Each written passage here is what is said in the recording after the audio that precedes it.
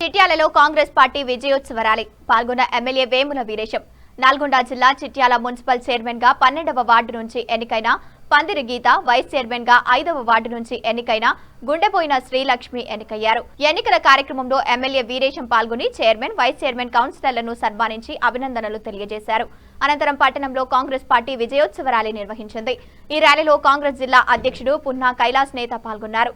ఈ సందర్భంగా ఎమ్మెల్యే వేముల వీరేశం మాట్లాడుతూ ఈ ఎన్నికల్లో కాంగ్రెస్ కార్యకర్తల కృషితో విజయం సాధించామన్నారు.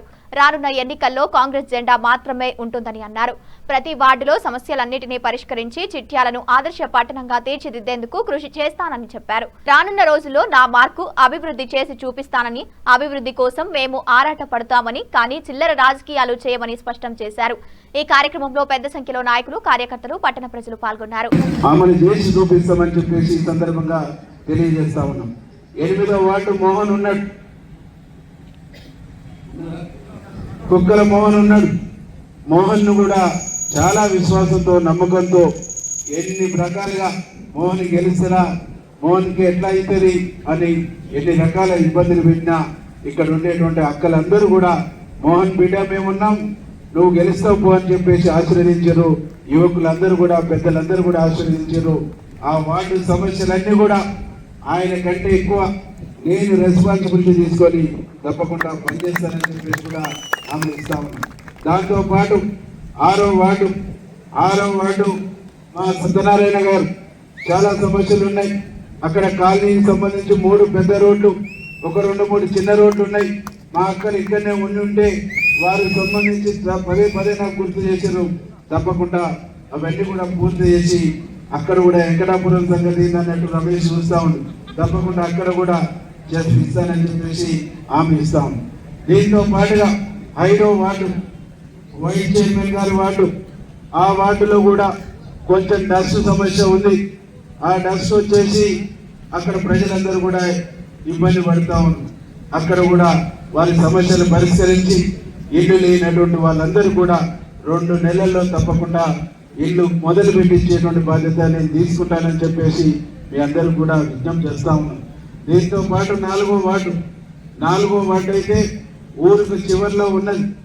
ఊరుకు చివర్లతో పాటుగా ఎక్కువ సమస్యలు ఉన్నటువంటి వార్డు కూడా 4వ వార్డు.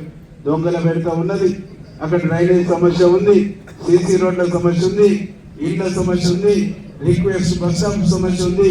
ఇవన్నీ కూడా అక్కడ సమస్యలు ఉన్నాయి. ఇవన్నింటినీ కూడా తప్పకుండా 1 by 1 పరిష్కారం చేసేటువంటి బాధ్యత నాది అని చెప్పేసి ఈ సందర్భంగా మీ అందరూ కూడా హామీ ఇస్తాము. ఎన్నికల్లో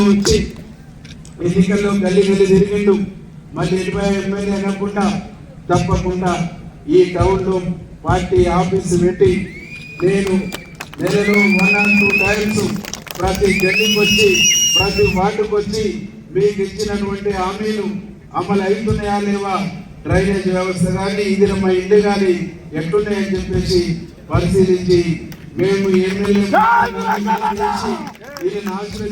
నమస్కారం. ఈరోజు నాకు వైస్ చైర్మన్ వచ్చినందుకు మీ అందరికీ ధన్యవాదాలు. దీనికి ముఖ్యంగా నగరకళ శాసనసభ్యులు వేముల వీరేశం గారి అండ, గుత్తా సుఖేందర్ రెడ్డి సార్ గారిని, అమిత్ రెడ్డి గారిని, వారికి నేను ఎప్పుడు రుణపడి ఉంటాను. నేను చిట్యాల అన్ని వార్డులకు కూడా చైర్మన్ గారితో కలిసి కట్టుగా పనిచేస్తానని కోరుతున్నాను. ఈ ఎన్నికలలో మమ్మల్ని ప్రతిపాదించి మా గెలుపుకు సహకరించినటువంటి మన ముఖ్యమంత్రి వర్యులు శ్రీ రేవంత్ రెడ్డి గారికి, మరియు గౌరవ శాసనసభ్యులు శ్రీ వేముల వీరేశం గారికి, మరియు మండలి చైర్మన్ శ్రీ గుత్తా సుఖేందర్ రెడ్డి గారికి, గుత్తా అమిత్ బాబు గారికి, మంత్రివర్యులు కోమటిరెడ్డి వెంకటరెడ్డి గారికి, మరియు కోమటిరెడ్డి రాజగోపాల్ రెడ్డి గారికి మా అందరి తరపున హృదయపూర్వక ధన్యవాదాలు మరియు నమస్కారాలు తెలియజేస్తున్నాను.